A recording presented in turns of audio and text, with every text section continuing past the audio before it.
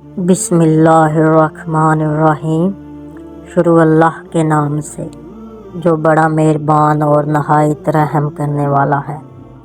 حضور صلی اللہ علیہ وآلہ وسلم کے کانوں میں سانپ کی سرگوشی۔ معزز ناظرین گرامی، حضرت جابر بن عبداللہ رضی اللہ تعالی عنہ سے روایت ہے کہ ایک مرتبہ ہم نبی کریم صلی اللہ علیہ وآلہ وسلم کے ساتھ سفر کر رہے تھے۔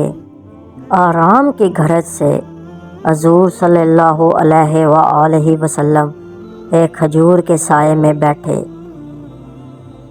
تو اچانک ایک کالا سانپ آپ صلی اللہ علیہ وآلہ وسلم کے پاس پہنچ کر اپنا منہ آپ صلی اللہ علیہ وآلہ وسلم کے کان کے قریب لے گیا۔ کچھ دیر بعد حضور صلی اللہ علیہ وآلہ وسلم نے اس سانپ کے کان کے قریب اپنا منہ مبارک لے جا کر کچھ فرمایا۔ اس کے بعد وہ سانپ ایسے غائب ہوا جیسے اس کو زمین نگل گئی ہو۔ ہم سب یہ سارا ماجرا دیکھ رہے تھے۔ ہم نے عرض کی، یا رسول اللہ، ہم اس سانپ کو آپ صلی اللہ علیہ وآلہ وسلم کے قریب دیکھ کر ڈر گئے تھے۔ آپ صلی اللہ علیہ وآلہ وسلم نے فرمایا کہ وہ جانور نہیں بلکہ جن تھا۔ فلاں سورت کی چند آیات بھول گیا تھا۔ انہی آیات کی تحقیق کے لیے جنات نے اسے بھیجا تھا۔ تم لوگ موجود تھے، اس لیے وہ سانپ کی شکل میں آیا۔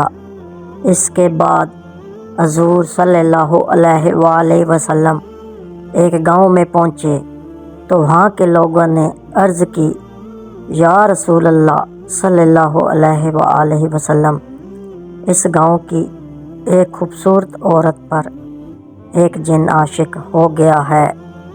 اس نے اسے اتنا پریشان کر رکھا ہے کہ نہ وہ کھاتی ہے نہ پیتی ہے، بس مرنے کے قریب ہے۔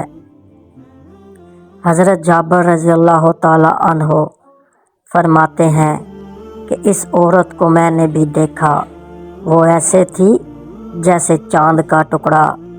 حضور صلی اللہ علیہ وآلہ وسلم نے اسے پکار کر فرمایا، اے جن، کیا تجھے معلوم ہے کہ میں اللہ کا رسول محمد صلی اللہ علیہ وآلہ وسلم ہوں؟